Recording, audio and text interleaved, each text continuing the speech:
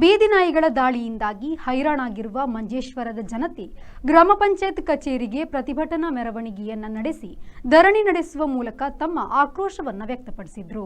ಮಕ್ಕಳಿಂದ ಹಿಡಿದು ಹಿರಿಯರ ತನಕ ಎಲ್ಲರಿಗೂ ಆತಂಕ ಮೂಡಿಸಿರುವ ಈ ಸಮಸ್ಯೆಯ ಬಗ್ಗೆ ವರ್ಷಗಳ ಹಿಂದೆಯಿಂದಲೇ ಹಲವಾರು ಬಾರಿ ದೂರು ನೀಡಿದರೂ ಕೂಡ ಕ್ರಮ ಕೈಗೊಳ್ಳದೇ ಇದ್ದ ಪಂಚಾಯತ್ ಅಧಿಕಾರಿಗಳ ನಿರ್ಲಕ್ಷ್ಯತೆಯ ವಿರುದ್ಧ ಸ್ಥಳೀಯರು ಆಕ್ರೋಶ ವ್ಯಕ್ತಪಡಿಸಿದರು.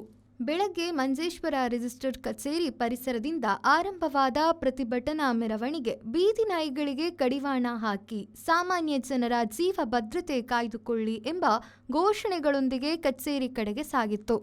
ನಂತರ ಗ್ರಾಮ ಪಂಚಾಯತ್ ಕಚೇರಿ ಎದುರು ಸಮಾವೇಶಗೊಂಡ ಪ್ರತಿಭಟನಾಕಾರರು ಧರಣಿ ನಡೆಸಿದರು. ಪ್ರತಿ ರಾತ್ರಿ ಬೀದಿ ನಾಯಿಗಳ ಗುಂಪುಗಳು ಮಕ್ಕಳಿಗೆ, ಪಾದಾಚಾರಿಗಳಿಗೆ, ಸೈಕಲ್, ಬೈಕ್ ಓಡಿಸುವವರಿಗೆ ತೀವ್ರ ಅಡಚಣೆ ಉಂಟು ಮಾಡುತ್ತಿವೆ.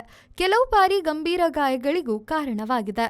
ಇದನ್ನು ಪಂಚಾಯತ್ ಗಮನಕ್ಕೆ ತಂದಿದ್ದರೂ ಕ್ರಮವಿಲ್ಲ ಎಂದು ಪ್ರತಿಭಟನಾ ನಿರತರು ತಮ್ಮ ಆಕ್ರೋಶವನ್ನ ವ್ಯಕ್ತಪಡಿಸಿದರು.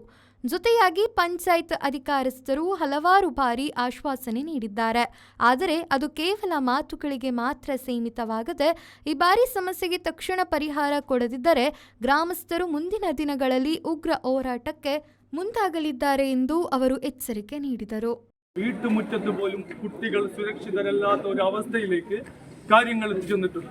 പലപ്പോഴും ബൈക്കിൽ പോകുന്നത് കുട്ടികളെ എന്ന് മാത്രമല്ല, ചിലപ്പോൾ കുറച്ച് വൃദ്ധന്മാർക്കും ഇത് വലിയ പ്രോബ്ലമാണ്. അതല്ലാതെ ഇന്നത്തെ ഈ സാഹചര്യത്തിൽ 10ഉം 12ഉം ഷാന്മാർ ഒന്നിച്ച് ആക്രമിക്കുമ്പോൾ അത് എത്ര വലിയ ആരോഗ്യവാനായ ആളുകളാണെങ്കിലും ഒരു പക്ഷെ പതിച്ചു പോകും. ഇന്നലെ ഈ പറഞ്ഞ ഈ സംഭവം, ആ അക്രമത്തിൽ ഒരു പക്ഷേ ആ ഒരു കുട്ടിയുടെ ഭാഗ്യവശാൽ ആ ഒരു പയ്യൻ അവിടെ എത്തിയില്ലായിരുന്നുവെങ്കിൽ ഒരു ആളടക്കമില്ലാത്ത ഒരു ഏരിയ കൂടിയായിരുന്നു, ഒരു പക്ഷേ ആ കുട്ടിയുടെ ജീവൻ തന്നെ നഷ്ടപ്പെട്ട് നമ്മൾ ഇന്ന് ഈ ഇതിലും വലിയ ഒരു ദുഃഖവാർത്തക്ക് സാക്ഷ്യം വഹിച്ച് നിൽക്കേണ്ടി വരുമായിരുന്നു. ഇതിന് ഒരു ശാശ്വതമായ പരിഹാരം ആവശ്യപ്പെട്ടുകൊണ്ടാണ് നമ്മൾ ഇന്നിവിടെ ഈ സമരം നടത്തുന്നത്. ശാശ്വതമായ പരിഹാരം എന്ന് പറയുമ്പോൾ ഇത്തരം സംഭവങ്ങൾ നാട്ടിൽ നടക്കുമ്പോൾ ജനരോക്ഷം, അതിയായ ജനരോക്ഷം ഉയരുമ്പോൾ മാത്രം സർക്കാരോ അല്ലെങ്കിൽ മറ്റു വകുപ്പുകളോ ഇതിനെ വന്ധീകരണമെന്നോ അല്ലെങ്കിൽ വാക്സിനേഷൻ എന്നോ എന്ന് പറഞ്ഞ് എന്തെങ്കിലും. അബ്ദുൾ റഹ്മാൻ ഹാജി, പ്രശാന്ത് കനില, കരുണാಕರ ಶೆಟ್ಟಿ, ಹನೀಫ್, ಜಬ್ಬಾರ್, ಬಾಸಿತ್, ಮುಬಾರಕ್, ಮೂಸಾ ರಫೀಕ್ ಮೊದಲಾದವರು ನೇತೃತ್ವವನ್ನ ನೀಡಿದರು. ಗ್ರಾಮಸ್ಥರು ತಾತ್ಕಾಲಿಕವಾಗಿ ಧರಣಿ ಮುಗಿಸಿ ಹಿಂತಿರುಗಿದರೂ ಕೂಡ ಸಮಸ್ಯೆಗೆ ಶಾಶ್ವತ ಪರಿಹಾರ ಒದಗಿಸುವವರೆಗೆ ಅವರ ಹೋರಾಟ ಮುಂದುವರಿಸಲು ಸಿದ್ಧರಾಗಿದ್ದಾರೆ ಎಂಬ ಸಂದೇಶವನ್ನ ಸ್ಪಷ್ಟವಾಗಿ ನೀಡಿದ್ದಾರೆ. ರೆಹಮಾನ್, ವಿ4 ನ್ಯೂಸ್, ಮಂಜೇಶ್ವರ.